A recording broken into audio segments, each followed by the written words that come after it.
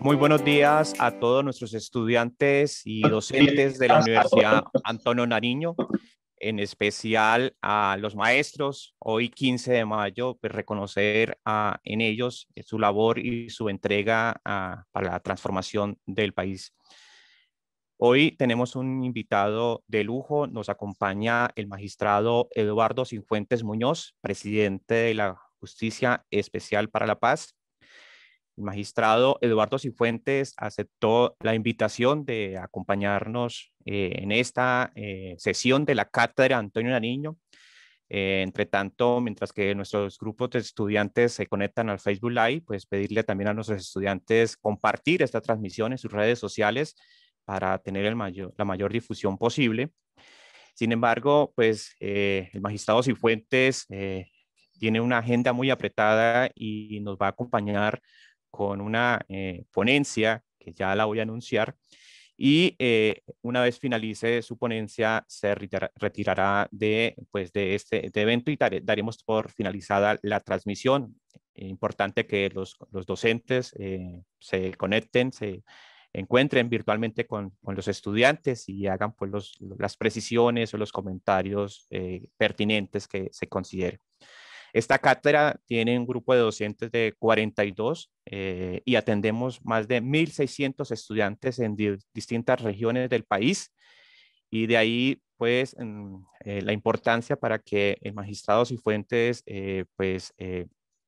tenga como un contexto de este espacio académico que la Universidad Antonio Nariño viene consolidando. Ya llevamos varios años con este formato y pues nuestros estudiantes al finalizar el semestre pues terminan muy entusiasmados y con una apreciación sobre el origen y el desarrollo del conflicto y la posterior implementación de los acuerdos de paz que les permita tener un compromiso para la vivencia de la paz y la construcción de la paz en Colombia.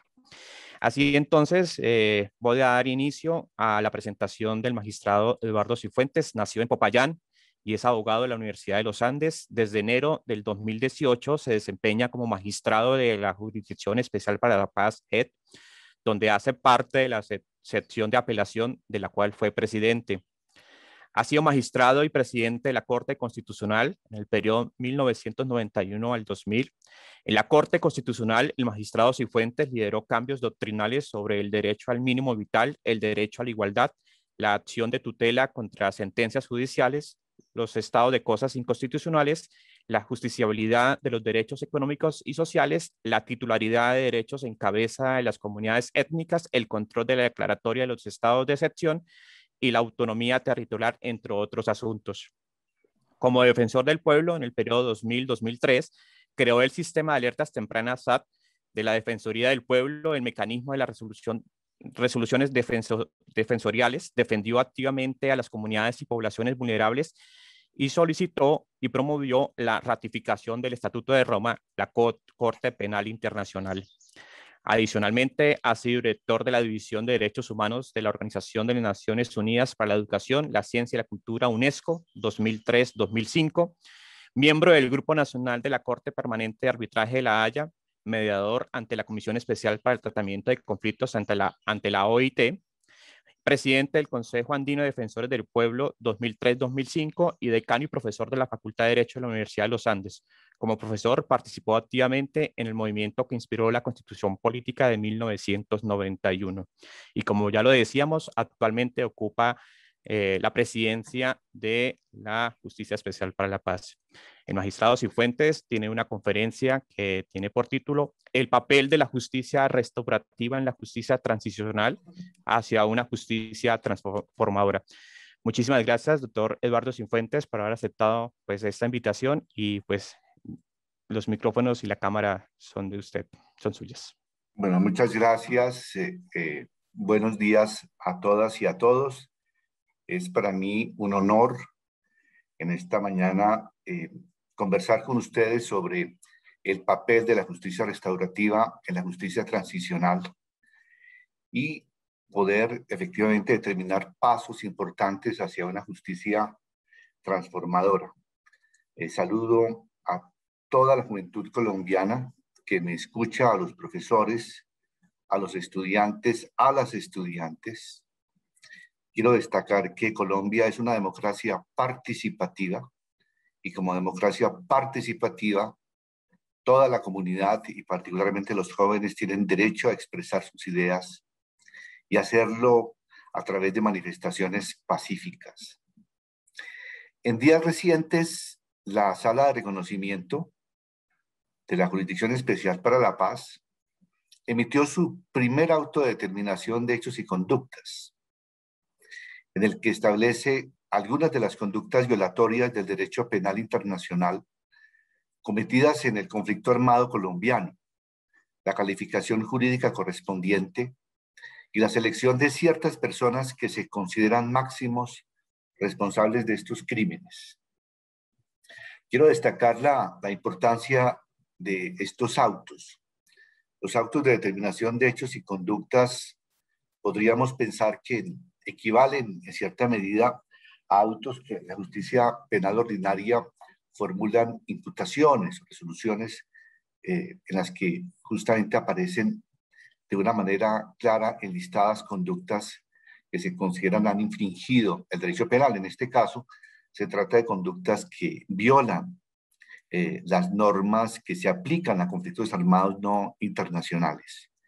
Estos autos de determinación en su momento pueden dar lugar a resoluciones de conclusiones que son un paso fundamental para dictar sentencias en las que se imponen sanciones propias si los comparecientes efectivamente reconocen de manera exhaustiva verdad y reparan a las víctimas. De lo contrario, en lugar de resolución de conclusiones, los autos de determinación de hechos y conductas, cuando esos hechos y conductas no son aceptados o no se observa que efectivamente se presente una cooperación y un propósito de dar cumplimiento a estos parámetros de justicia no adversarial, dan lugar a que esta sala de reconocimiento se ponga en contacto con la Unidad Especial de Investigación y Acusación de la propia jurisdicción y esta acusa entonces ya formalmente ante el Tribunal para la Paz en la sección de para casos de ausencia de reconocimiento, acusa a los comparecientes a quienes se les inicia un procedimiento adversarial de carácter penal y que si son hallados culpables, pues se les impone una sanción que puede ser una pena privativa de libertad hasta de 20 años. En esta primera determinación de la sala de reconocimiento, pues se generaron reacciones variadas, pero una de ellas se orienta a discutir el tipo de sanciones que se aplicarían a quienes reconozcan responsabilidad y cumplan con todas las obligaciones que se les impone desde el sistema. Como ustedes saben, recientemente las personas que han sido imputadas en este auto han expresado su propósito de hacer un pleno reconocimiento de todos y cada uno de los hechos en los que se basa este auto y por consiguiente aparentemente se sigue por la ruta no adversarial y para el efecto pues ya le corresponderá a la sala de reconocimiento entrar a determinar si convoca o no a una audiencia de reconocimiento. Allí participan las víctimas y los comparecientes con las víctimas podrían eventualmente llegar a algún acuerdo con la participación activa, desde luego, de la jurisdicción de sanción propia. En el evento de que se considere que el reconocimiento de la cúpula de las FARC que ha sido imputada, de la ex-FARC que ha sido imputada en este auto, no es plena y no reúne las condiciones que para el efecto determine la sala de reconocimiento, pues se abrirá un procedimiento adversarial. Por eso es muy importante este momento de la jurisdicción donde se ha hecho este primer pronunciamiento. Desde diversos sectores se preguntan sobre la naturaleza y el alcance de estas sanciones y desde otros se les cuestiona por tratarse de consecuencias a su parecer poco retributivas tras la responsabilidad penal y de algún modo violatorias del principio de proporcionalidad de las penas.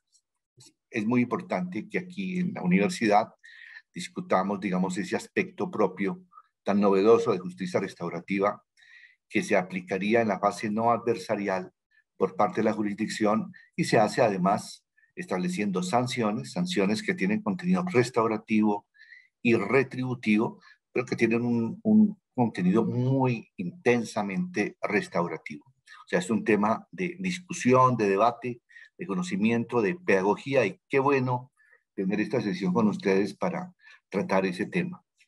En esta intervención, por eso, quiero analizar esa cuestión, para lo cual me voy a ocupar de 3 temas. El papel de la justicia restaurativa en el ámbito del derecho penal es algo que no es novedoso, desde luego, aunque en el ámbito de nuestro derecho transicional sí cobra una importancia medular, central. El rol que juega en la justicia transicional, y aquí destacaré algunas experiencias comparadas. Y finalmente, el carácter sancionatorio y restaurativo de las sanciones propias en la JEP. O sea, no obstante tratarse de una justicia restaurativa, pues es una justicia sancionatoria. Simplemente tiene este contenido que, por la intensidad del componente restaurativo, significa realmente un cambio y un viraje y una apertura y una profundización del paradigma restaurativo sin precedentes en el derecho transicional y en la aplicación de normas a conflictos armados no internacionales.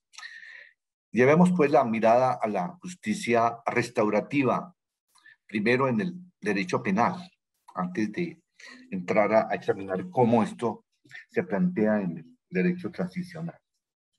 Aquí tengo que decir que la justicia penal tiene la finalidad de determinar la responsabilidad de una persona en la comisión de un crimen y, como consecuencia de ello, la imposición de una consecuencia jurídica.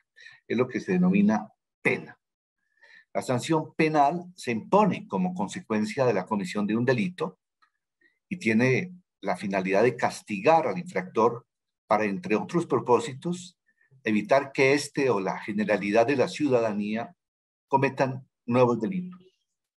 De esta manera, desde diferentes perspectivas, se entiende que la mejor manera de prevenir el delito es acudir a los instrumentos que ofrece el derecho penal, y desde esta perspectiva parece que la aplicación de una pena retributiva contribuye a alcanzar la paz y a garantizar que el proceso postdelictual se va a encontrar libre de nuevos delitos. Pese a ello, los estudios criminológicos han mostrado con claridad que la pena tiene sus limitaciones. A saber, no siempre previene la comisión de nuevos delitos, como lo muestran las tasas de reincidencia más altas entre quienes han sufrido la privación de la libertad. De otro lado, no motiva necesariamente a la ciudadanía en el cumplimiento de la ley, como se deriva de la falta de correlación entre aumento de las penas y tasas de criminalidad. O sea, aquí podemos advertir el fracaso de este populismo munitivo, muchas veces, que apela a aumentar las sanciones, aspirando de esa manera a reducir la criminalidad. Pero generalmente esos experimentos populistas criminológicos fracasan en la realidad. Es profundamente invasiva de los derechos de los condenados.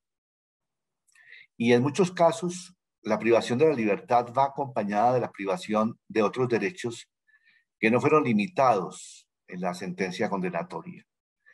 Pero hay un aspecto fundamental en la forma tradicional de aplicar la justicia penal: el olvido de la víctima, al punto que un criminólogo muy conocido, Nils Christie, se refirió a ello como el robo que el sistema penal hacía de los reclamos de las víctimas, o al hecho ya señalado por el politólogo Austin Sarat, que los conflictos eran arrebatados a las víctimas mediante su juridización, haciendo mucho más difícil su resolución, ya que dejaba de ser un conflicto y se convertía en un problema jurídico. La sociología del derecho ha mostrado el camino que se sigue en la pirámide de la litigiosidad y cómo en ese camino el delito debe ser reconocido como un hecho social. Repito, un hecho social, que afecta a tres sujetos a la vez: el autor del delito, la víctima y la comunidad a la cual pertenece. La emergencia de la víctima en el proceso penal es quizás uno de los fenómenos más interesantes que ha ocurrido en la justicia penal en los últimos 50 años, luego de la Segunda Guerra Mundial. La victimología es una subdisciplina de la criminología y estudia las consecuencias del delito en las víctimas, y ha ganado cada vez más peso y relevancia.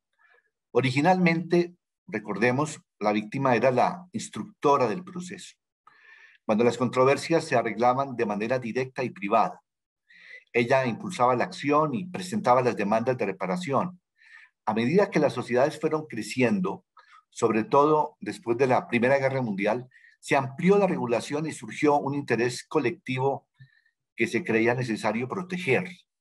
El Estado desplazó a la víctima en la instrucción del proceso y la disputa pasó de ser interpersonal, víctima contra victimario, a una abstracta entre el Estado como representante del orden social lesionado y como titular del monopolio de la justicia y el castigo, y en el otro lado, el agresor. La víctima empezó a detentar principalmente el rol de testigo en el proceso penal, que busca resarcir una afectación pública al orden establecido y las normas que lo sostienen. Consecuentemente, el centro de atención de la criminología se ha posado sobre el victimario y los factores o razones que los llevaron a delinquir. Esa se volvió la tradición, pero como lo demuestran en general Barry Godfrey, Paul Rock y lo confirma Meredith Rosner, en el campo específico de la justicia transicional, las víctimas están regresando al centro del debate, por obvias consideraciones humanitarias y de sentido común, dado que son ellas quienes sufrieron más intensamente el delito y quienes tienen, por tanto, mayor interés y legitimidad para buscar soluciones. En Colombia hablamos de cerca de 9 millones de víctimas. Y esas 9 millones de víctimas hoy, en la Jurisdicción Especial para la Paz, ocupan el centro.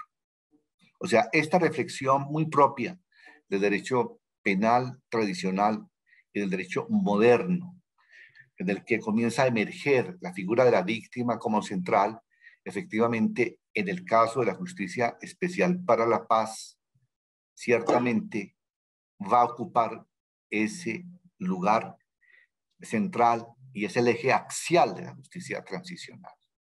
O sea, es una justicia en la que víctima recupera un rol protagónico. Pero su protagonismo también es estratégico.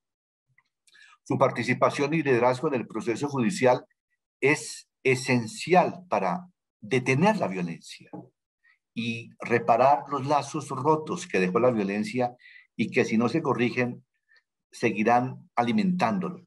O sea, aquí vamos también, en cierta medida, a tomar en consideración la víctima, pero también lo que va más allá de la víctima, es el fenómeno como tal, es la violencia que destruye lazos comunitarios y tejido social. Y es ese entorno de violencia el que también se vuelve interno en el proceso transicional, con miras a determinar vulnerabilidades previas, vulnerabilidades que efectivamente hicieron posible muchas veces esta actuación y esta ausencia de Estado de otro lado, y finalmente la situación posterior y anterior a la sentencia de la propia jurisdicción en el caso de la JEP. Pues todo ese fenómeno también ingresa precisamente en el procedimiento, no simplemente como ocurre en el derecho penal tradicional, es un procedimiento dominado por la participación del Estado y o del agresor, del victimario, y con una subordinación de la víctima.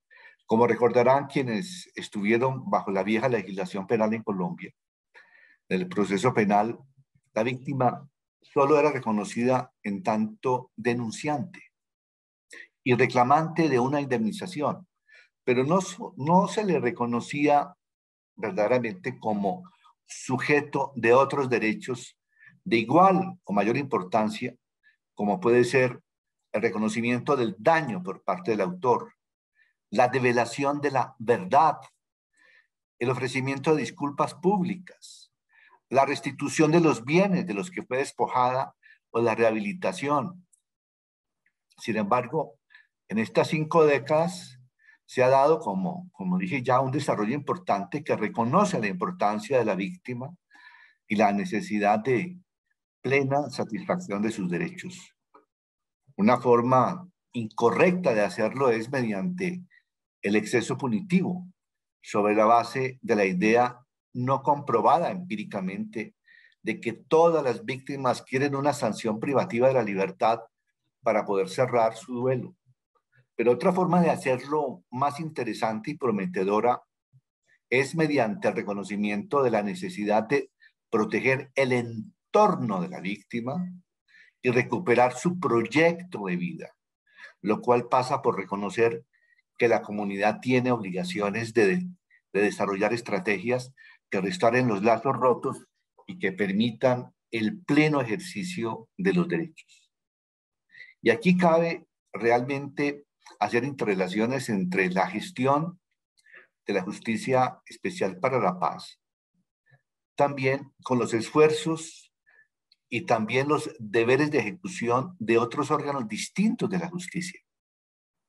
Por favor, piensen ustedes, queridos estudiantes, en lo que ocurre en más de 170 municipios del país, que fueron territorios los más duramente afectados en el conflicto armado interno y los que, a raíz precisamente del acuerdo de paz y de las normas constitucionales y legales que se han dictado, hoy día son territorios PEDET, territorios donde también el gobierno obligatoriamente tiene que adelantar tareas de reconstrucción comunitaria en todo sentido. Pues bien, esos municipios PEDET no solamente interesan a las obligaciones propias de un Estado social de derecho posconflicto, sino también mucho tienen que ver con condiciones de no repetición objetiva de los daños causados y de los ciclos de violencia que debemos terminar y frente a los cuales la justicia penal transicional tiene mucho que decir. Las limitaciones de una visión meramente punitiva ya han sido reconocidas por la filosofía del derecho y por la propia ciencia penal. El filósofo del derecho Anthony Duff reconoce que el delito es en muchos casos el resultado de procesos de exclusión y por ello la finalidad de la pena es comunicar la inclusión del sujeto en el conjunto de la sociedad. Por ello, la imposición de una sanción debe ser concebida como un mensaje de inclusión y no como uno de segregación. Esto, por supuesto, pone en cuestión la idea del uso de la prisión como único castigo por su carácter segregatorio. Desde otro punto de vista, desde hace muchos años, el jurista alemán Klaus Roxin ha destacado que existe una relación estrecha entre la dogmática penal y la política criminal, y con base en ello podemos sostener que la aplicación de las consecuencias penales debe ser el reflejo de la política que se debe derivar de la estructura de un Estado social y democrático de derecho. En consecuencia, la existencia de principios como el de necesidad de la pena, que reconoce nuestro derecho penal, no debe ser vista de manera superficial, pues esconde una cuestión fundamental que no era otra sino la de la incapacidad de la pena para la resolución de los conflictos sociales y, por tanto, en contextos como el transicional, de garantizar el camino hacia la paz. Desde esta perspectiva, no nos preguntamos solamente por la cuestión del castigo o de la retribución, sino también nos cuestionamos acerca de la utilidad de la pena, partiendo de la base de que no se puede fundar simplemente en la retribución, sino que tiene que cumplir ciertos fines constitucionalmente protegidos. Dentro de esta discusión también se destacan los análisis del jurista alemán Günther Jacobs, quien cuestiona el efecto preventivo de las penas ordinarias en casos de transición a la democracia. En su análisis de los disparos del muro de Berlín y partiendo de la base de que la pena tiene como finalidad principal la estabilización de las expectativas normativas de comportamiento y garantizar que la ciudadanía se motive en el cumplimiento de la ley, Jacobs sostiene que la pena ordinaria en estos contextos no cumple fin alguno y por ello no tiene sentido aplicarla. Como corolario a lo que sostiene, podemos afirmar que la pena ordinaria debe ser sustituida por otro tipo de sanción con la cual se consigan de manera más efectiva los efectos de estabilidad del sistema y de motivación por el derecho. Como consecuencia de estas transformaciones conceptuales y de la creciente desconfianza hacia un modelo simplemente punitivo de justicia, empiezan a surgir modelos de justicia que apuntan a la restauración de los lazos rotos, a facilitar la futura convivencia en la sociedad, a la reparación del daño causado y a la integración del infractor a la comunidad a la cual pertenece, etc. Este tipo de justicia, que se denomina restaurativa, se concentra en la comunidad, en las relaciones rotas, en las afectaciones a las víctimas, y sobre esa base diseña programas no solo de prevención del delito a partir de una política de inclusión social, sino de respuestas que buscan el diálogo entre el infractor y su víctima, de manera que el proceso de cierre sea verdadero, se rompan los ciclos de odio y venganza y permita a todas las partes involucradas una vida plena en sociedad. Al contrario que la justicia penal, que mira esencialmente hacia el pasado, la justicia restaurativa pone mayor énfasis en el futuro y en ese sentido tiene mucho de transformadora y prospectiva. Es decir, intenta cambiar las condiciones en las que surgió el delito y asegurar el bienestar social después de la comisión de la conducta. Los costos sociales y económicos de un modelo de esta naturaleza son mucho más bajos que los de un modelo de justicia retributiva. La víctima, desde esta perspectiva, es central para el aparato de justicia y sus derechos son protegidos con la finalidad de crear un entorno en el que puedan gozar plenamente de ellos. Al concentrarse en los derechos y las necesidades de las víctimas, la pena pierde ese sentido de retribución y venganza estatal para convertirse en un instrumento que garantiza la construcción de una nueva comunidad y de nuevas relaciones sociales. A nivel internacional, son diversas las iniciativas en las que se trabaja de cerca con la comunidad de manera que no solo se prevenga la comisión de nuevos delitos, sino que se garantice la integración del infractor. Estas iniciativas se basan en el reconocimiento del problema, la identificación de sus causas, los recursos con los que se cuentan y las medidas que se deben desarrollar. Como es natural, estas iniciativas tienen una teoría del cambio social, la medida en la que buscan efectuar una transformación de la realidad social que ha hecho posible el delito.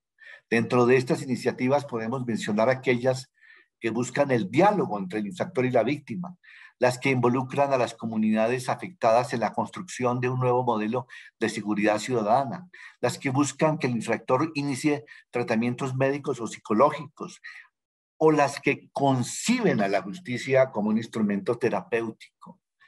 Tal vez uno de los elementos más importantes de los modelos restaurativos de justicia es su foco en la averiguación de las causas y no de los síntomas del conflicto. Tiene una finalidad transformadora, pues lo que pretende es que haya un nuevo comienzo en donde el delito o el daño a la víctima no sea el camino para la consecución de los propios fines o para la solución de los conflictos sociales. Luego de esta mirada al derecho penal moderno, que es portadora precisamente a la justicia restaurativa, ya entremos en la materia que más nos atañe, la justicia transicional y su relación tan íntima, en el caso colombiano, con la justicia restaurativa. Esto va a ser fundamental porque si En efecto, como se señala por parte de los excomandantes de la antigua guerrilla de las FARC, se acepta responsabilidad y si la sala de reconocimiento encuentra que en efecto esa aceptación de responsabilidad y ese aporte de verdad es suficiente para proseguir por el camino de la justicia no adversarial que da lugar a las sanciones propias, tendríamos en Colombia ya la concreción próxima de este lazo entre justicia transicional y justicia restaurativa. Entonces, debemos decir que la justicia restaurativa no es nueva en Colombia.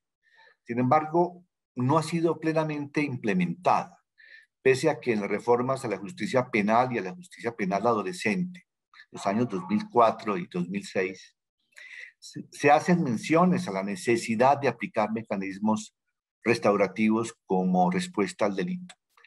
Es en la implementación de los mecanismos de justicia transicional en los cuales observamos la existencia de una intención restauradora como sustitución a una mirada punitiva que haría imposible la transición. Como ustedes saben, el campo de la justicia transicional surge de una movilización social contra la impunidad de los perpetradores de graves violaciones a los derechos humanos cometidos dentro de regímenes autoritarios. La principal preocupación de los y las activistas de derechos humanos era que no hubiera impunidad por los crímenes cometidos y por ello el lema era justicia y castigo, entendiendo que la base de la naciente democracia se encontraba en el efectivo castigo penal de los responsables de estas violaciones. Sin embargo, pronto fue evidente la necesidad de moderar estos reclamos de justicia retributiva, ya que su persecución ponía en peligro el nuevo régimen surgido de la transición democrática al imponerle la enorme carga de procesar a centenares de personas por miles de crímenes. La cuestión se torna mucho más compleja en las transiciones al posconflicto, debido a que en ellas la masividad de las conductas criminales de los perpetradores y de las víctimas hacía mucho más difícil adoptar un modelo de justicia retributiva, sobre todo conociendo las limitaciones de la justicia penal para alcanzar sus objetivos declarados.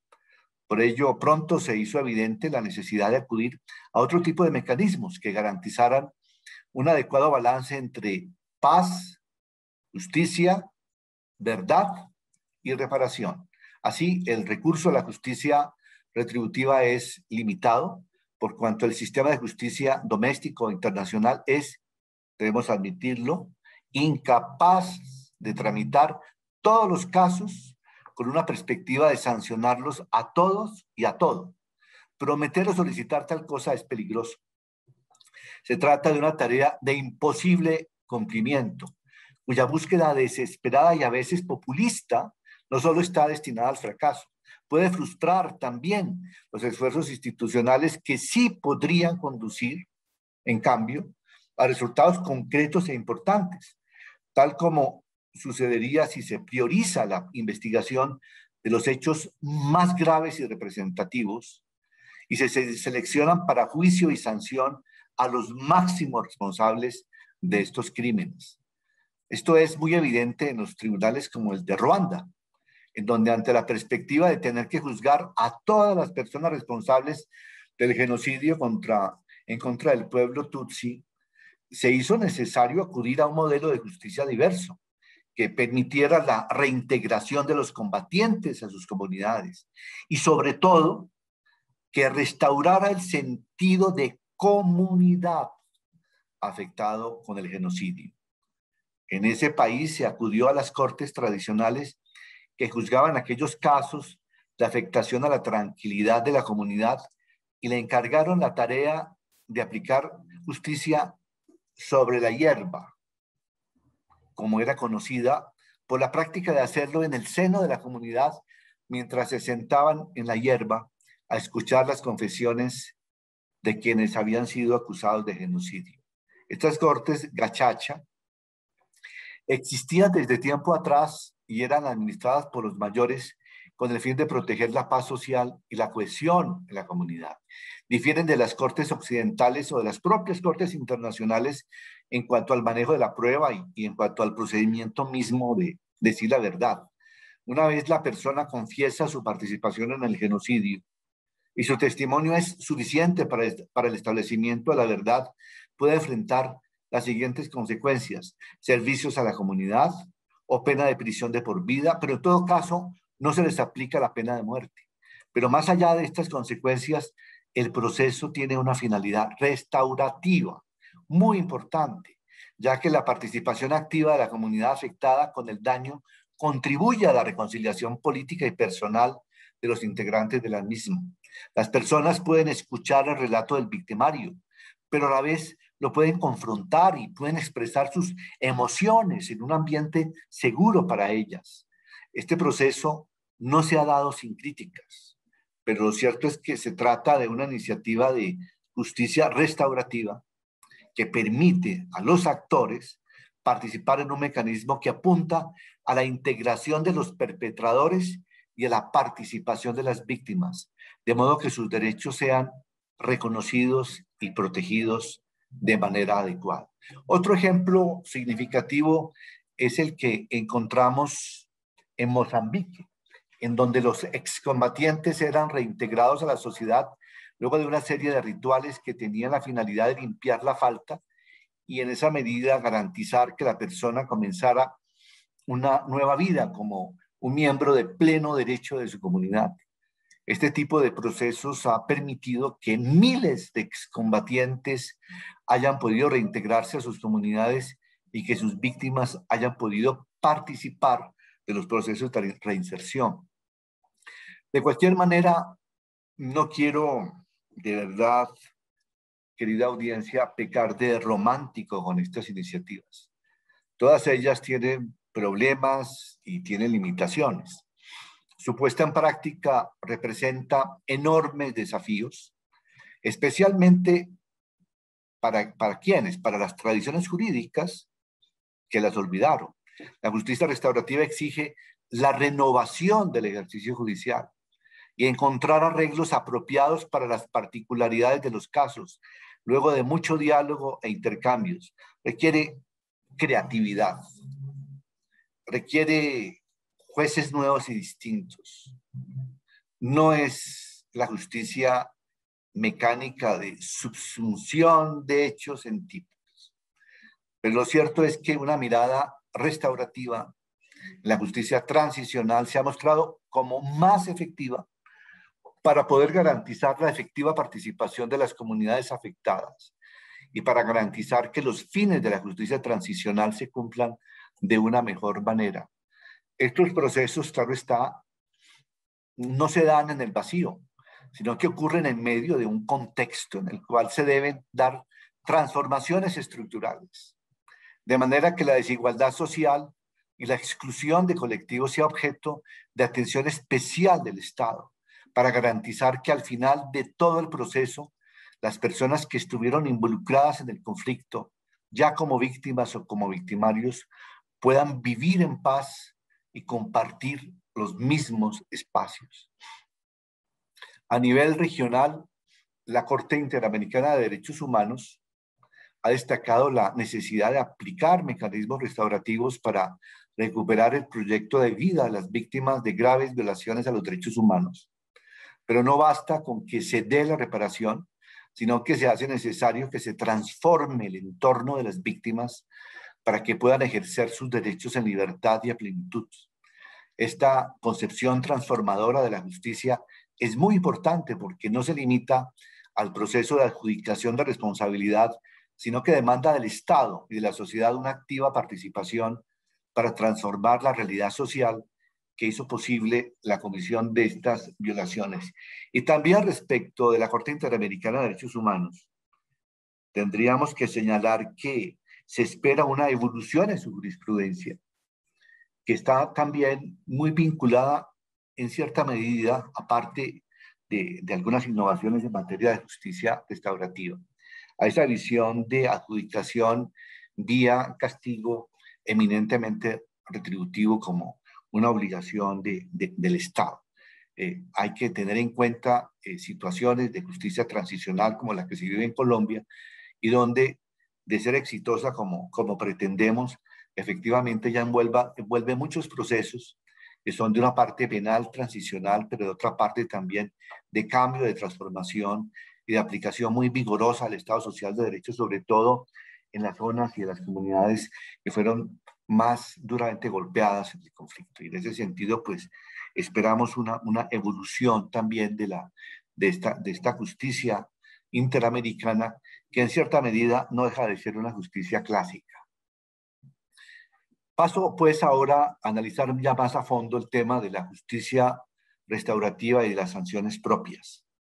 Es un tema de la mayor actualidad porque, les reitero, sí, en el caso del primer autodeterminación de hechos y conductas, la sala de reconocimiento acepta que se dan esas condiciones para proseguir por ese camino. En un momento dado, el tema de la sanción propia pues adquiere una enorme relevancia y es muy importante que ustedes conozcan un poco más a fondo de qué se trata esto. La JEP, como componente de justicia del Acuerdo Final de Paz, se caracteriza por prever una sanción propia para las personas seleccionadas como máximos responsables de los crímenes más graves y representativos, que reconozcan responsabilidad, ellos aporten verdad plena, contribuyan a la reparación y se comprometan con la no repetición. Es decir, una pena entre 5 y 8 años, no privativa de la libertad en centros de reclusión, pero que sí restringe sus derechos y libertades. O sea, tiene un componente retributivo desde luego, y que consistirá principalmente en la realización de trabajos, obras y actividades en beneficio de víctimas y la comunidad. Desde un primer momento, el proceso para la imposición de estas sanciones es uno restaurativo, en tanto tiene una amplia participación de las víctimas, las cuales pueden expresar sus observaciones a las versiones de los comparecientes, a la autodeterminación de hechos y conductas, y toman parte en el proceso de determinación de las sanciones a imponer, proponiendo aquellas que les parezcan apropiadas o comentando sobre las que formulen los comparecientes o los jueces. En primer lugar, es preciso señalar que se trata de sanciones que tienen una finalidad restaurativa, pero en todo caso son sanciones. Desde la teoría del derecho de Kelsen y de Austin, sabemos que las sanciones se caracterizan por ser consecuencias jurídicas impuestas por un tribunal debidamente establecido como resultado de la vulneración de la ley. En ese sentido, las sanciones establecidas en el Acto Legislativo 1 de 2017 y la Ley 1957 de 2019 son el resultado de la determinación de una conducta como grave y representativa y de la selección de unos sujetos como máximos responsables. Esto quiere decir que la JEP, en tanto tribunal creado para el juzgamiento de los actos cometidos por algunos de los actores del conflicto colombiano, aplica sanciones luego de verificar que sus destinatarios pueden ser imputados por la Comisión de Crímenes Internacionales. Estas sanciones no son totalmente retributivas, no llevan a prisión, pero sí restringen libertades y derechos. Son restaurativas, reparan el daño y permiten la reanudación de la vida en comunidad. También hay que enfatizar que la sanción propia, como forma de reproche alternativo a la pena de prisión, debe ser adecuada, considerando la gravedad de las conductas y el nivel de responsabilidad. Este tipo de sanciones se impondrá conforme a altos estándares de proporcionalidad y luego de un procesamiento judicial genuino y riguroso de lucha contra la impunidad. Bajo el derecho penal internacional y el Estatuto de Roma, fuentes normativas de la JEP, los estados cuentan con un amplio margen de discreción para determinar el contenido de las sanciones aplicables a los crímenes más graves y representativos, siempre y cuando éstas no sean en extremo blandas ni aparentes, como sucedería con las amnistías generales e incondicionadas o con las sanciones puramente simbólicas o de irrisoria duración. No es obligatorio llevar a prisión a los máximos responsables de los crímenes internacionales. Es jurídicamente posible conforme al principio de complementariedad y moralmente aceptable, teniendo en cuenta las particulares necesidades de las sociedades en transición, sancionarlos severamente, pero de maneras distintas, que sin dejar de reflejar la gravedad de los crímenes y el nivel de responsabilidad, desarrollen mejor las normas, valores e instituciones del momento presente. En este particular contexto, las sanciones propias en sí mismas y como resultado de un proceso restaurativo con valor inherente, deben conducir hacia el abandono definitivo de la violencia y el surgimiento de una sociedad renovada y con mayor cohesión. La JEP necesita la flexibilidad que le confiere el derecho aplicable para castigar con dureza los peores crímenes, pero de modo que se cumplan los objetivos de la transición y se maximicen los réditos de las sanciones en beneficio de las víctimas y la comunidad. La proporcionalidad en su acepción estrictamente retributiva debe ser contextualizada y balanceada con los otros intereses superiores que están de por medio, tal como lo sugieren, entre otros, Beatriz Bayans, Hermida y Barbosa Ola. El carácter restaurativo de las sanciones propias se deriva del proceso mediante el cual se imponen. Miren lo interesante de este punto. Su finalidad no es establecer una suerte de venganza institucionalizada en contra de aquellas personas que dejaron las armas o que han reconocido su responsabilidad por los crímenes cometidos, con la esperanza ampliamente desvirtuada en la práctica de que esto servirá de escarmiento para la comisión de nuevos delitos o que será satisfactorio para las víctimas a quienes las penas de prisión les irían a ayudar con el duelo. El propósito de las sanciones propias es, en cambio, mirar al futuro y construir mediante trabajos, obras y actividades propias, concretas y verificables, una sociedad en la cual estos crímenes no se repitan y los lazos rotos se reconstruyan. La justicia restaurativa busca restablecer así el balance dentro de la comunidad mediante la reparación del daño causado y la transformación genuina y definitiva de quienes lastimaron a otros. La justicia restaurativa se basa no solo en el resultado reparador, sino que el mismo proceso se concibe como tal, al garantizar la participación de la comunidad afectada con el delito y que su participación le otorgue voz a las víctimas, que antes eran dejadas de lado en la discusión pública. Por eso no se debe tomar como ligereza el principio que gobierna esta jurisdicción, según el cual las víctimas son centrales y que nuestra misión como JEP es la protección de sus derechos. Para poder hacer efectivas las sanciones propias, se requieren varias etapas. En primer lugar, es preciso trabajar con la comunidad, estar cerca a las víctimas, conocer sus reclamos, sus deseos de reparación y sus opiniones frente a los relatos de los comparecientes. Y sobre esa base, determinar el daño sufrido y la mejor forma de remediarlo. Esto requiere un proceso amplio de participación y de activa escucha por parte de la jurisdicción y en un sentido más amplio del Estado. Para efectos de lograr la participación de las víctimas y de las comunidades, se necesita la protección de todos los liderazgos sociales, pues son ellos y ellas quienes canalizan o verbalizan lo que las comunidades quieren. Es de suma importancia para poder garantizar el éxito del proceso reparador resultante del proceso de paz y de los trámites ante la JEP, que el Estado colombiano encabeza el gobierno local y de sus instituciones de protección garanticen la seguridad de los líderes y lideresas sociales, pues son ellas y ellos quienes pueden hacer que la paz sea una realidad y que las comunidades antes agraviadas y excluidas vuelvan a formar parte de la polis colombiana.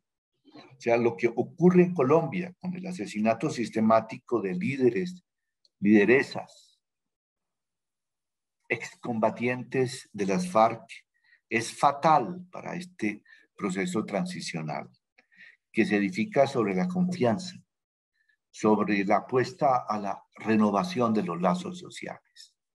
Ustedes aquí están advirtiendo que Esta no es una clase de derecho penal clásico. Esta es una invitación a una nueva Colombia. Esta es una invitación que se renovará con ocasión de cada autodeterminación de hechos y conductas, a que los comparecientes acepten su responsabilidad, ofrezcan su verdad y que efectivamente con líderes sociales, con las víctimas, se entre en un diálogo sobre el daño, sobre la mejor forma de repararlo, con la intervención de las autoridades nacionales y locales, de tal manera que aquí no estamos frente a un proceso penal clásico, sino a un proceso enorme, gigantesco, de reconstrucción social. Este es el reto al derecho, pues es el reto también a la política, es el reto también a las instituciones del Estado. Por eso deploramos la muerte de tantos líderes que se fueron, pues sus voces eran importantes para la reconstrucción de ese tejido social. Muchos de ellos, líderes, por ejemplo, en la sustitución de cultivos. Muchos de ellos, líderes en sus comunidades, exigiéndole a la minería ilegal que cesara, exigiéndole a las disidencias que cesaran, insistiéndole a las mafias que se excluyeran de la propia sociedad para permitir esta renovación. La Jurisdicción Especial para la Paz tiene un reto importante en la implementación de las sanciones restaurativas, pero estas difícilmente podrán alcanzar sus objetivos si no existen programas de justicia restaurativa en el Estado colombiano, tales como proyectos masivos de reparación y reinserción puestos al servicio de la JEP y un sistema de atención a las comunidades que atienda a la eliminación de las desigualdades sociales, tal y como se deriva del modelo de Estado que tenemos. Como lo sostenía el jurista austríaco Hans Kelsen, la paz es posible a través del derecho y a través de las decisiones de los tribunales de justicia. Esto significa que tribunales como la JEP pueden imponer sanciones en sentido jurídico que busquen alcanzar la paz dentro de las comunidades. Por eso resulta trascendental la decisión que se adoptó en días pasados por el Consejo de Seguridad de Naciones Unidas, por unanimidad, donde se renovó el mandato de la Comisión de Verificación, no solamente en lo que tiene que ver con la atención a los derechos de los excombatientes que se reintegran y los procedimientos respectivos, sino igualmente a la verificación del cumplimiento efectivo de estas sanciones, de las sanciones propias. Son sanciones, no son regalos de las víctimas ni del Estado, son sanciones, tienen contenido retributivo. Durante 8 años máximo responsables no pueden salir de una zona acotada del territorio nacional muy pequeña y lo hacen además durante 8 años con el objeto de comprometerse en trabajos de contenido reparador con las comunidades que han sido directamente afectadas por los hechos criminales que ellos protagonizaron en el pasado. Una forma a través de las cuales ellos se reintegran a la sociedad, una forma a través de la cual las víctimas encuentran la satisfacción de sus derechos en términos de verdad y de reparación, una forma a través de la cual Colombia vuelve otra vez a adoptar los ritmos y el tono propio de una sociedad civilizada, de una sociedad que cree en las libertades. Esto es un cambio completo de subjetividades, pero eso es una sanción que puede y debe ser verificada por Naciones Unidas. Y también el mandato se extiende, esto es muy importante, a que el Estado colombiano, a través de todas sus proyecciones territoriales, o sea, gobiernos locales igualmente, cumplan con la puesta en marcha de proyectos debidamente financiados con recursos propios del Estado precisamente, donde se inserten estos comparecientes que al ser condenados mediante sanciones propias tienen que redimir su pena a través de servicios comunitarios. Por consiguiente, se requiere una oferta de proyectos. Esta oferta de proyectos tiene también mucho que ver con las exigencias de las comunidades victimizadas.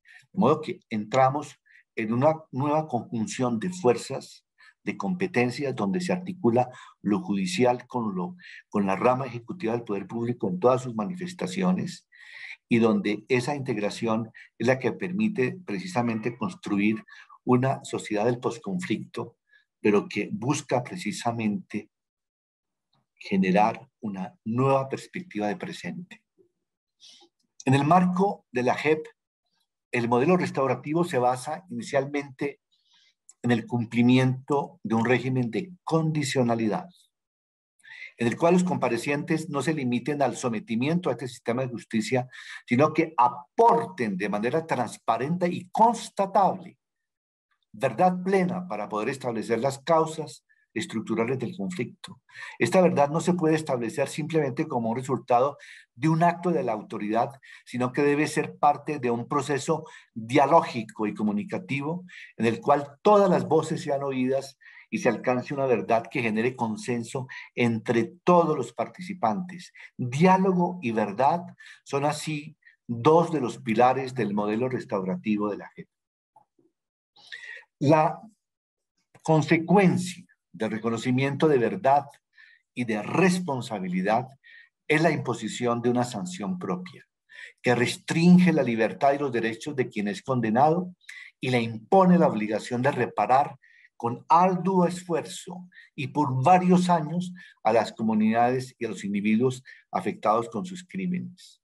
La finalidad de estos dispositivos es entonces remediar el daño causado a las víctimas y a las comunidades afectadas, pero también deben contribuir a su transformación y a superar el conflicto, así como a la integración del compareciente a la comunidad. A diferencia de la justicia ordinaria, en esta jurisdicción no nos ocupamos de una mirada individual de los mecanismos de justicia restaurativa, sino que ellos atienden a los comparecientes en tanto sujetos colectivos para que reparen a las víctimas y a sus comunidades con medidas cuyo contenido económico es residual. Por todo ello, el proceso de construcción de una nueva sociedad no depende solamente de la imposición de estas sanciones, sino de la construcción por parte del Estado colombiano de una política de justicia restaurativa y transformadora que conduzca a la integración exitosa de los excombatientes a la sociedad, tanto los exintegrantes de las FARC como los agentes del Estado, de la fuerza pública y los terceros que contribuyeron con ellos. Ocurre lo mismo con las penas ordinarias. Si no hay una verdadera política de reintegración social, no se logrará bajar las tasas de delincuencia y el efecto preventivo de penas será simplemente nulo. Pero en el caso de la justicia transicional, si nosotros no logramos esta reintegración después de un conflicto, si no logramos sanar las heridas después de un conflicto tan sangriento, podemos estar sembrando también la semilla para que estos conflictos se repitan en el futuro. Este es un cometido gigantesco. Este es un enorme desafío, no solamente para la JEP, sino para todas las autoridades y todos los colombianos. La justicia transicional y restaurativa, al trabajar sobre la eliminación de las causas del conflicto, al promover un diálogo entre el victimario y las víctimas, a reconocer a las víctimas como sujetos de derechos y a poner en el centro sus reclamos, contribuye a una reparación transformadora y por ello a la construcción de una mejor sociedad libre y por fin libre de la violencia.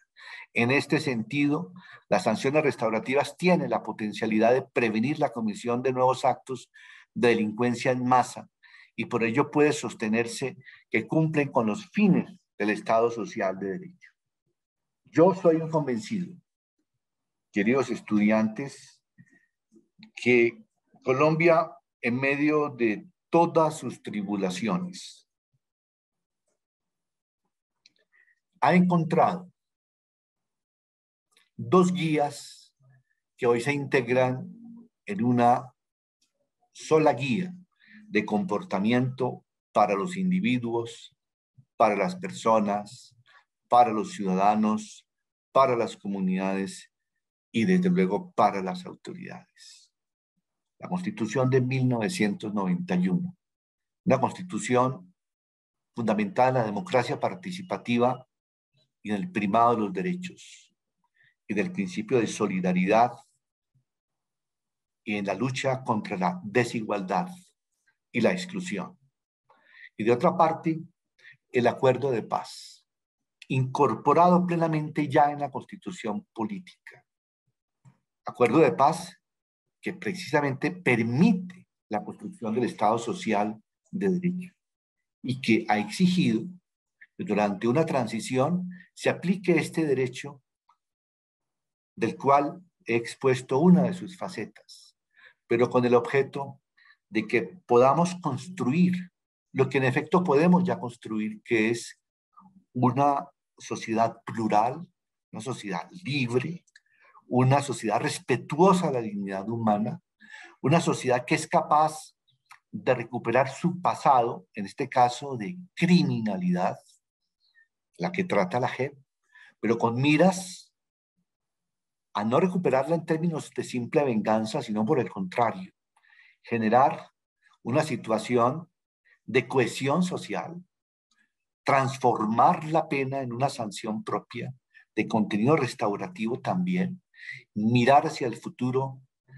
en términos de justicia prospectiva y hacer entonces que en este territorio verde, en este país que es una potencia en biodiversidad y una potencia también en manifestaciones culturales las más diversas posibles, podamos realmente construir entre todos una sociedad pacífica, ordenada, verdaderamente feliz.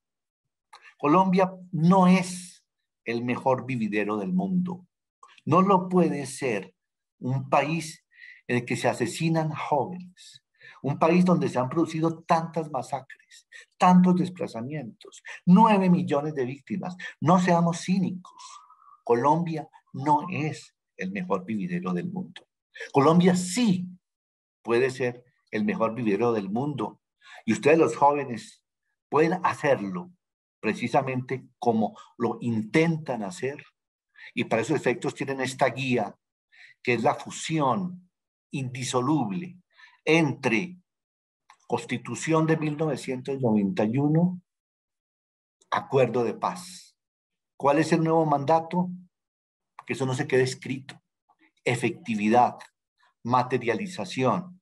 Para eso no necesitamos ni bloqueos de vías, no necesitamos violencia, necesitamos una libre manifestación de los jóvenes, de los estudiantes, con alegría, pero obviamente sostenidos en la convicción de que ese orden es simplemente concretar en un aquí y en ahora estos principios de la libertad, de los derechos fundamentales y de la paz.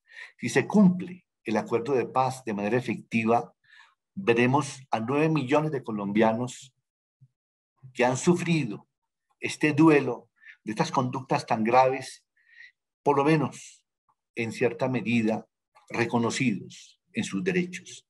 Tendremos a estos comparecientes, perpetradores de crímenes, como miembros también de la familia colombiana, después de que rediman a través de sanciones propias o privativas de la libertad, en su caso, los males que ellos han causado y de los cuales deben ser conscientes. En esas condiciones, creemos que efectivamente el derecho también cumple una finalidad social, que es hacer esto posible. En consecuencia, los invito a construir una nueva Colombia.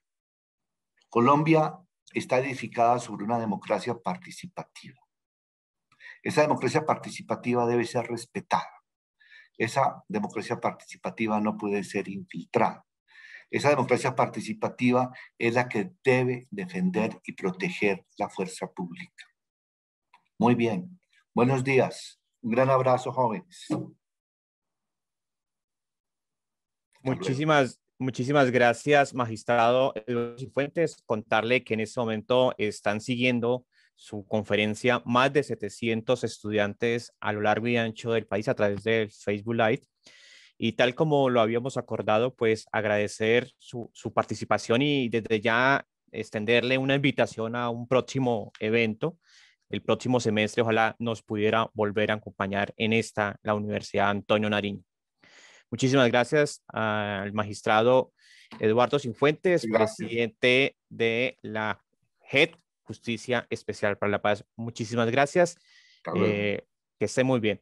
Entre tanto, pues, decirle a nuestros estudiantes que la Universidad Antonio Nariño y pues más que la universidad, nosotros como espacio académico, pues también condenamos enérgicamente los hechos de violencia sexual y psicológica que, como lo ha dicho la Comisión Interamericana de Derechos Humanos, pues, y cientos de organizaciones y movimientos sociales en todo el país, pues, han formalizado que este tipo de acciones por parte de algunos de los miembros de las fuerzas del Estado, pues, cesen y se respete de manera democrática y pacífica los hechos y las manifestaciones que vienen realizando los jóvenes. Creo que es muy interesante. Voy a pedir el favor aquí a mis compañeros que están en este momento en la sala. Si tienen algún comentario, no sé si Guillermo, Andrea, Rodolfo, pues los que están aquí, e Irma, están aquí, tienen algo que comentar y si no, daríamos por cerrada esta transmisión. Rodolfo, Andrea, Guillermo, Blanca, Irma, ¿algo por agregar? Aclarando que pues el compromiso que habíamos aceptado con el presidente de la JEP era que pues él hacía su disertación y se retiraba de la sala y pues nosotros acogimos ese protocolo. Compañeros aquí en la sala Zoom, ¿algo por agregar? Albert, lo único que yo digo es que agradecer a usted su gestión y a todas las personas que han contribuido en esta gran capacitación, conocimiento y acercamiento a estos temas que nos abordan como país, como maestros y como personas de la sociedad civil. Gracias. Gracias, profesora Irma. Esto es un ejercicio que lo hacemos de manera conjunta, pues varias personas y pues lo llevamos con gusto a nuestros estudiantes. No sé si Rodolfo quiera decir algo. No, pues solo agradecer realmente pues el invitado de hoy es como usted decía, un invitado de lujo. El magistrado Eduardo Cifuentes pues es mucho lo que ha aportado a esto de la justicia transicional y creo que los estudiantes seguramente obtuvieron un buen conocimiento con una justicia pues que está centrada en las víctimas, ¿no? Que creo que es el mensaje fundamental que yo podría a nivel personal sacar de la intervención del magistrado, ¿no? Y eso yo creo que pues, la invitación es a los estudiantes a llevarlo a todas las instancias de nuestro comportamiento y de nuestro habitar diario de la nación, ¿no? Como pensar en las víctimas desde la posibilidad del diálogo, que es como tan necesario, y pues también a animar a los estudiantes a documentarse un poco más respecto a esto, a permanecer informados y a darse cuenta pues que todas estas cosas están pasando en su país y que tenemos como muchas alternativas en medio de tanta confusión que nos abruma actualmente. También tenemos estas alternativas de posibilitar diálogo como se hace en esta cátedra, ¿no? Entonces es más como la invitación a los estudiantes a volver sobre muchos conceptos que manejó el magistrado. Me parece que el concepto de pronto en momentos fue muy técnico para nosotros, en algo yo lo sentí así, pero eso precisamente lo anima a uno mucho a seguir consultando y a seguir documentándose, ¿no? Yo creo que esa es la invitación fundamental. Gracias, Alba. Listo, profesor Rodolfo. No sé si Andrea, Guillermo, los compañeros maestros que están siguiendo esta transmisión pueden ingresar a este Zoom. El enlace es el habitual. Y no sé si Guillermo desee agregar algo más, pues, para aprovechar estos minutos. Gracias, Albert. Simplemente pues, reiterar ya las palabras que el profesor Rodolfo ha mencionado y la profesora Irma de la importancia que ha tenido este espacio en la construcción de una pedagogía de la paz, que es uno de nuestros ejes centrales. El conocimiento de las implicaciones que tiene el proceso de paz con todas las herramientas jurídicas, en este caso que nos ha ofrecido el magistrado, permitirá pensar en un nuevo país y en una nueva sociedad. Me parece de vital importancia el que podamos abordar estas temáticas en este espacio que está constituido como la Cátedra de la Paz, en el entendido que es un proceso de construcción colectiva, de construcción comunitaria, y que nosotros no somos precisamente ajenos a estas realidades. Por lo tanto, este espacio potencia y desarrolla esos elementos que permitan ir vislumbrando la posibilidad de esa paz como una construcción colectiva. A usted también muchas gracias por la gestión y los espacios que hemos podido compartir con los diferentes invitados a lo largo de la cátedra y que nos ayudan a la comprensión de esta realidad. Y para todos, pues un saludo muy especial a nuestros colegas profesores en todas las regiones y en los diferentes grupos que están integrando la cátedra en nuestro día. Un abrazo muy fuerte y que sigamos en esta labor. Muy amables. Gracias, profesor Guillermo. Reiterar a los maestros que estaban siguiendo la transmisión a través de Facebook Live que estamos aquí en la sala Zoom, el enlace a la sala Zoom es la sala habitual. Ya está pidiendo el uso de la palabra la profesora Natalia. Natalia, muy buenos días. Buenos días para todas y todos, pues muchísimas gracias por la conferencia. Quería pues simplemente compartir un par de reflexiones. Antes trabajé en la Jurisdicción Especial para la Paz, entonces también si hay alguna pregunta que yo pueda ayudar a contestar, pues estoy aquí para también, si desde mi conocimiento lo puedo hacer. Y además de eso, quiero comentar como dos asuntos que comenté ahorita al inicio de mi grupo para ayudar a conectar, digamos, los temas de la Jurisdicción Especial para la Paz con la situación que vive actualmente el país. Por ejemplo, yo les contaba que la Jurisdicción Especial para la Paz también tiene algunos casos que tienen que ver con protesta social, es decir, algunas personas que en el marco de hechos similares a los que están sucediendo los últimos 15 días en el país, se vieron envueltas en situaciones, por ejemplo, en el que resultaron víctimas, miembros de la fuerza pública en medio de los enfrentamientos de la protesta. Entonces, estas personas fueron condenadas y se postularon a la Jurisdicción Especial para la Paz para que su caso fuera considerado de manera especial en el marco de la existencia de un conflicto armado antes en Colombia. Y también, digamos, es una justicia que es el espacio para que otros hechos como las ejecuciones extrajudiciales por parte de la fuerza pública o las retenciones ilegales o secuestros por parte de las FARC o situaciones territoriales como, por ejemplo, toda la época de violencia en el Urabá antioqueño y chocuano, también tengan un espacio para, como decía el magistrado,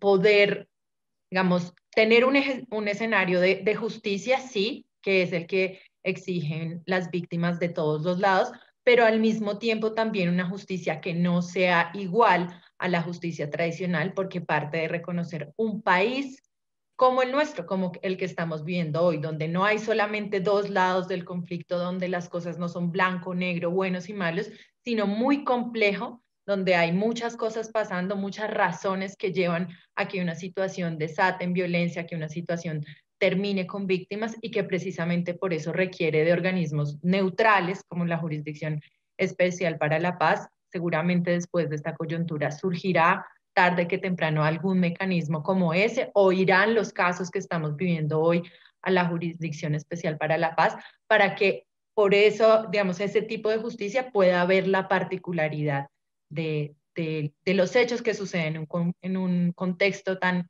complejo como el nuestro. Muchas gracias y quedo atenta. Sí, Natalia, aquí la profesora Ángela nos estaba haciendo conocer, haciendo saber que hay algunas preguntas y yo tengo aquí una que tal vez usted menciona que trabajó en esta institución y le transmito una pregunta de Santiago Guzmán Molina que dice lo siguiente. Dicho todo esto, que por cierto tiene demasiada coherencia para darle un fin a la restauración de las víctimas, además de reincorporar a la sociedad quienes cometieron estos delitos, nace una pregunta. ¿Por qué cree usted, pues por supuesto era una pregunta que le hacía el estudiante al magistrado, ¿por qué cree usted que un sector político no esté de acuerdo con la JET? ¿Qué piensa? ¿Qué podríamos responderle a ese estudiante, a Santiago Guzmán, Natalia? Bueno, para hablar de los procesos de justicia transicional en el mundo, la justicia nunca va a ser perfecta, ni siquiera la justicia ordinaria. Entonces siempre van a haber unos sectores que van a quedar inconformes porque no, es decir, es pedirle de pronto a la familia o a familias de personas que fueron asesinadas, torturadas, violentadas sexualmente, que acepten una sanción de 1, de 100 o 200 años. Muchas veces las víctimas dicen, ninguna sanción me va a devolver a mi hija, a mi hijo, ninguna. Siempre va a existir esta inconformidad, ¿no? Porque la justicia parte del hecho que es imperfecta. Pero en cuanto a la transicional, es aún más imperfecta que la ordinaria, porque tiene en cuenta, como les decía ahorita, otros factores que también son los factores sociales, económicos y de conflicto que llevaron a una sociedad entera a ponerse en ese lugar. Y por último, estaría pues ya los intereses también políticos, ¿cierto? La justicia transicional es una justicia muy política en todo el mundo que genera como disputas de partidos políticos, de intereses que quieren, digamos, posicionar o no ese tipo de justicias, y eso es también otra de las razones por las que genera polémica.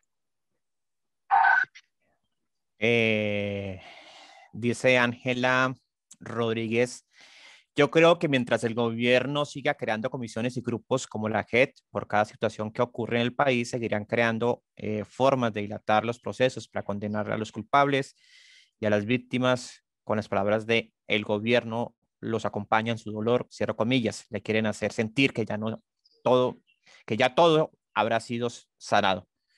Bueno, ese es el estudiante, el comentario de un estudiante y por supuesto, pues leímos acá los comentarios de Laura Milena Bedoya, de Oscar Rayo y pues vamos a dar por finalizada esta transmisión, este Facebook Live, pues también aclarando que con este ejercicio pues damos por finalizado este formato de las transmisiones especiales en el marco de la Cátedra Antonio Nariño. Después de escuchar al magistrado Cifuentes, pues quedamos muy entusiasmados de esa nueva Colombia, esa creación de una nueva Colombia en la que ustedes, los jóvenes y por supuesto los maestros, estamos participando y en la que queremos soñar para que esa nueva Colombia pues salga, surja y se establezca realmente, porque parte de las inconformidades y de las manifestaciones que estamos viendo por estos días por parte de los jóvenes es que justamente hay unos millones de jóvenes, de colombianos que se sienten excluidos y forma de hacerse escuchar pues, es a través de estas series de expresiones democráticas que justamente llamamos a que sean pacíficas y que sean en el marco de la democracia. Entonces, necesitamos un país transformador, un país donde la sociedad pues se sienta incluida y creemos pues como grupo de maestros de la Universidad Antonio Nariño, que pertenecemos a la Cátedra de la Paz de la Universidad Antonio Nariño, pues este tipo de espacios, ya lo decía el profesor Guillermo, en el que nos encontramos, que es de pedagogía para la paz y la reconciliación, pues aportamos en ese sentido a la reflexión, al diálogo y por supuesto a la construcción de paz. Deseamos que pues en lo que resta de estos días de semestre académico 2021-1, pues las cosas se resuelvan y que finalmente el gobierno colombiano escuche sinceramente y de manera coherente y seria a los jóvenes y a los millones de colombianos que hoy están en las calles manifestando. Damos por terminada esta transmisión de Facebook Live, agradeciendo a todos ustedes, a nuestros estudiantes, invitarlos a que compartan esta transmisión y por supuesto a nuestro equipo de maestros y maestras que siempre nos han acompañado. Muchísimas gracias, que tengan un feliz fin de semana.